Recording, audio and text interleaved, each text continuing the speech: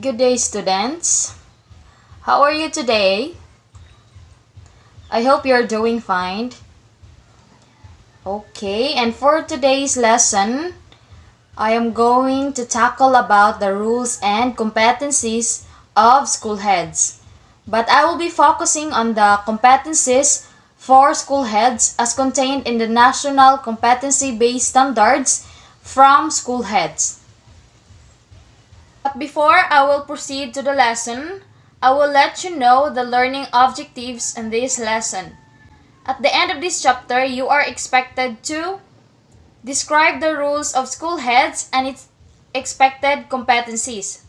Discuss the competencies expected of school heads as contained in competency frameworks in Philippines and Southeast Asia. And apply the integrated domains with the competency strand for school heads. Pursuant to Republic Act No. 9155, otherwise known as Governance of Basic Education Act of 2001, and its implementing rules and regulation stated in Rule No. 6 that the school head shall form an instructional leader and administrative manager. School achievement greatly affects to the plans and actions undertaken by the school head. The school head has an authority, accountability, and responsibility to lead the national educational policies, plans, and standards. Since the principal leads the school, he is empowered and has an authority to make decisions that would result in the achievement of instructional goals. It also means that he was going to be accountable for all the school level. The role of school head is not an easy task. Therefore, the DepEd must schedule on the different leadership trainings to school heads to ensure that they will be fully functional to their duties and responsibilities, and more so, to enhance their school instructional supervision and monitoring skills. Many teachers could be thinking and wondering why they are only the subject of national competency standards while their immediate superiors, the school heads, are not. But it is not actually the case for like the teacher who are considered as the heart of the school system. School heads too will be under a national competency standards as stated in the Ed Order number 32 since 2010. The following are the principles which guided the framing of the national competency-based standards from school heads. First is function-based. The competencies are based on school head functions as stated in Republic Act 9155, related laws and policies. Second, responsive. Competencies are applicable in any range of contexts. Big or small school, city or rural school, or culturally divergent groups. Third, impartial.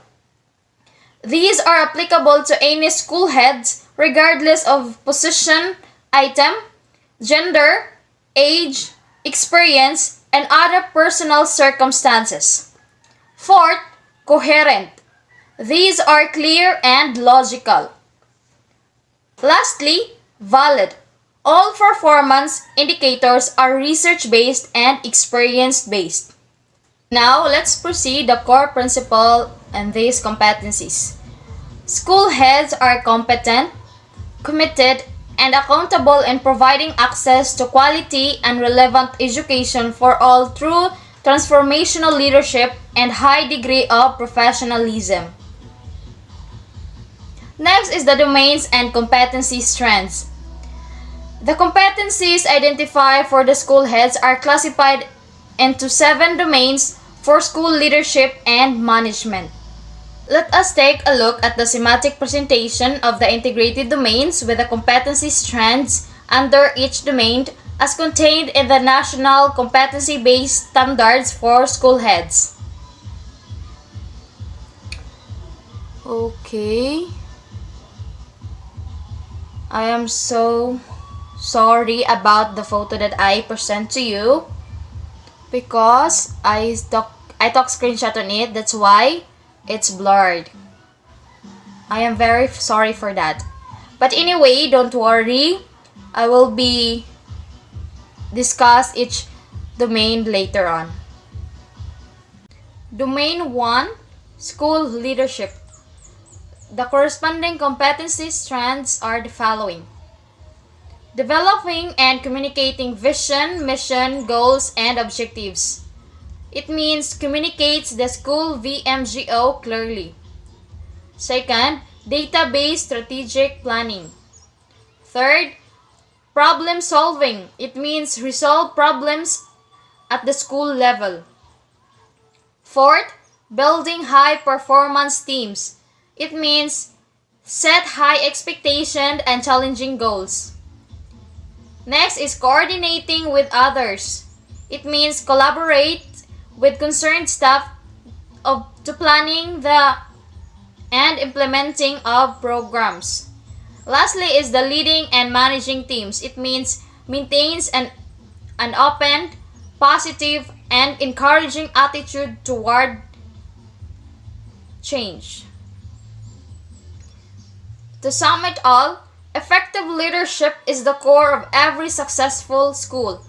This domain emphasizes that effective school leaders collaborate, create a vision, and establish a climate for teachers, non-teaching personnel, and learners to reach their highest level of achievements.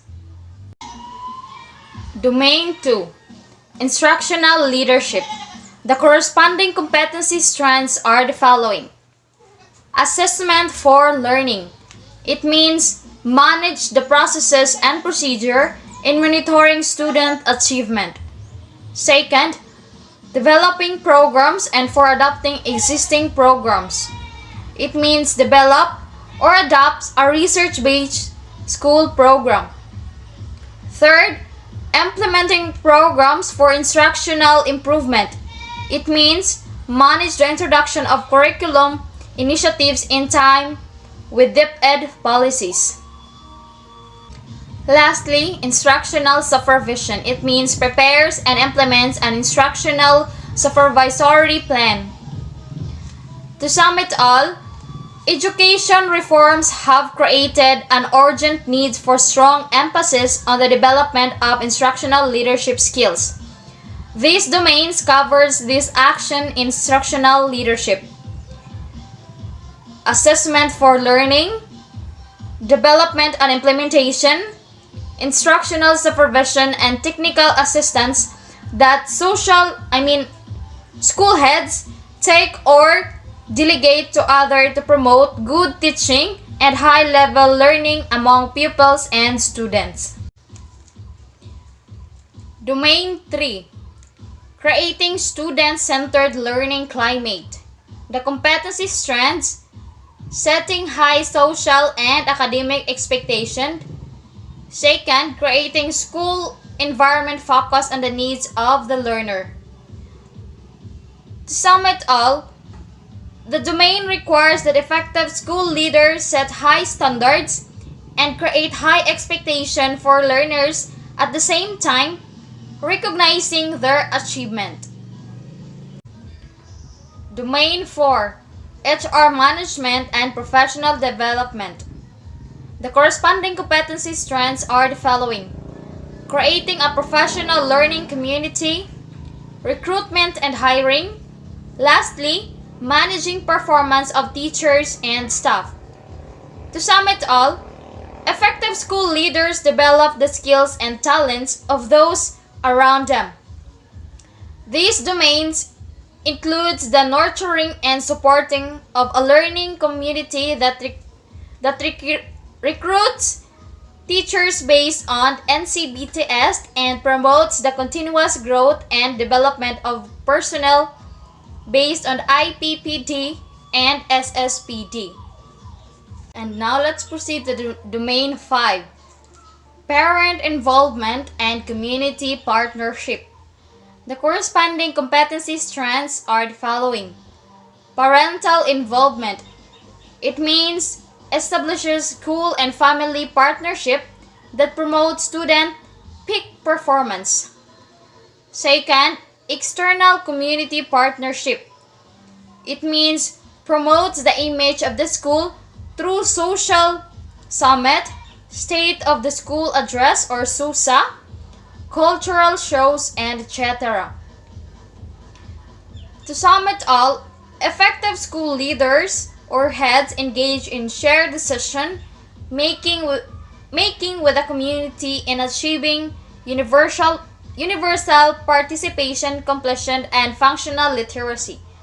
This domain covers parent and other stakeholders' involvement to raise learners' performance. Domain 6. School management and daily operation. The corresponding competency strands are the following: managing school operation. Second, fiscal management. It means prepares a financial management plan. Third, use of technology and the management of operations. It means uses information technology to facilitate the operationalization of the school management system. To sum it all, these domains covers the critical role school heads play in managing the implementation and monitoring of their school's improvement plan or annual implementation plan. Domain number 7, personal and professional attributes and interpersonal effectiveness. The corresponding competency strands are the following.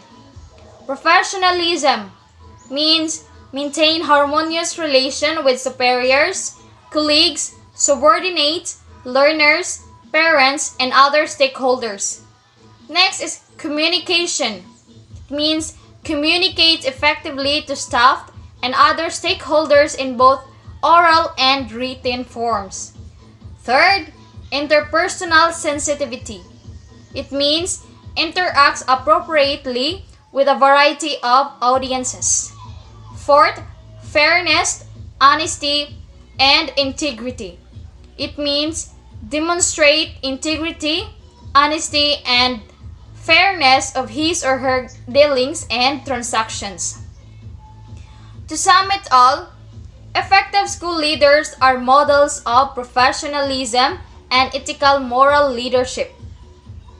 These domains include the development of pride and the nobility of the teaching profession.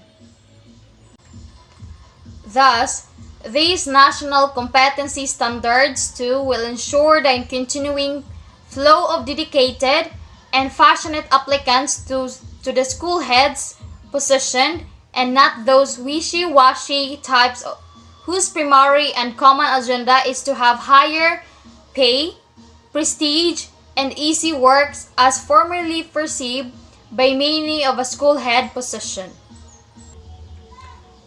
Notice that there are competencies expected of school heads as instructional leaders and as administrative leaders. The instructional leadership focuses on Domain 2 and Domain 3.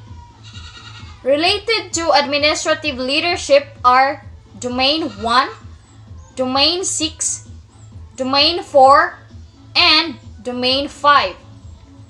Domain 7 can relate to both instructional leadership and administrative leadership since this has something to do as teachers' personhood which cannot detach from teachers' says and does.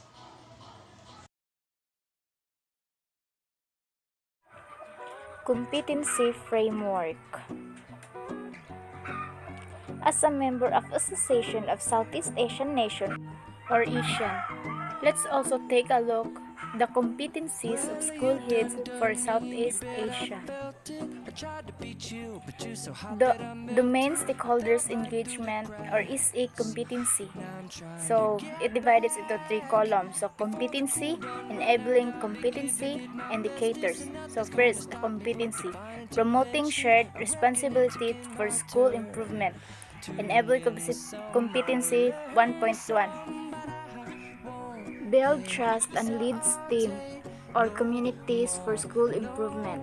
So, indicators 1.1.1, understand the school community within the social political context of the broader community. 1.1.2, set expectation, roles, or responsibilities of the school and community in providing quality education. 1.1.3, create synergy among present and community members to support school in activities.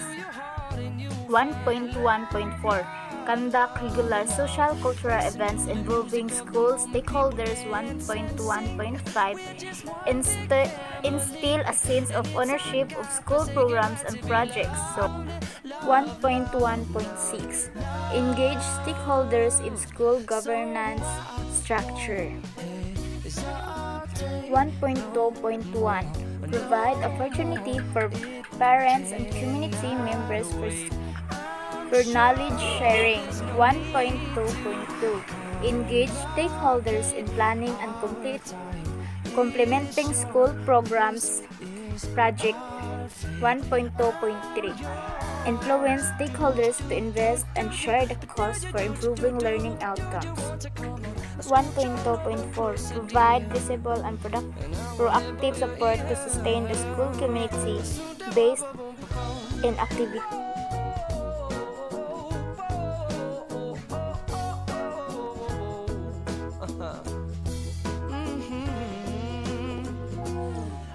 Spending way too long checking my tongue in the mirror and bending over backwards just to try to see it clearer, but my breath fogged up the glass, and so I drew a new face and I laughed. I guess what I'll be saying is there ain't no better reason to rid yourself of vanities and just go with the seasons. It's what we aim to do.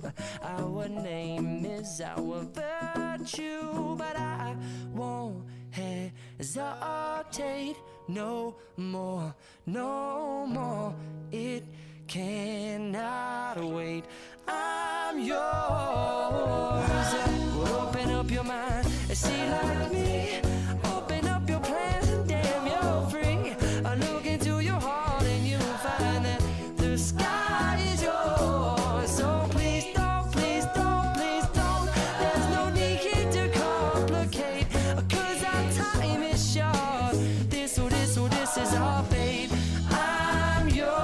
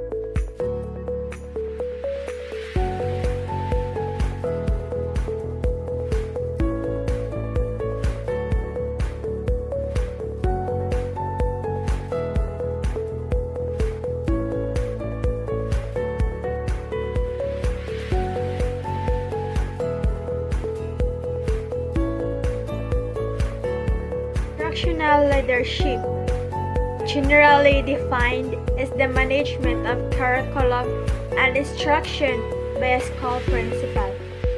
This term appeared as a result of research associated with the effective school movement of the 1980s, which revealed that the key to running successful schools lies in the principal's role. Instructional leadership encompasses those actions that a principal takes or delegates to others to promote growth and student learning. It comprises the following tasks. First, defining the purpose of schooling. Setting school-wide goals and providing resources needed for learning to occur. March 1992 defines instructional leadership as something specific to a principal. It refers to anything that school leaders do to improve teaching and learning in the school. It focuses on learning and its promotion. This is the reason why instructional leaders are also called learning leaders.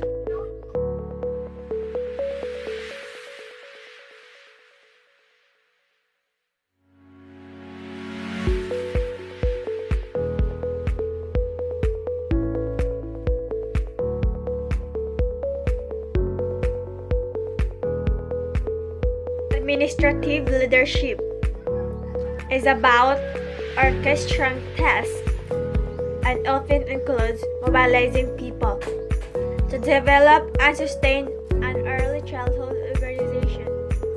Successful administrative leaders are able to establish systems that protect and sustain essential operational functions to meet the needs of the children and the mother. Administrative leadership is the key role in the practice of innovation. David McLean, for example, posited that leadership takes a strong personality with a well-developed positive ego. An examination of the 9-factor full range of leadership.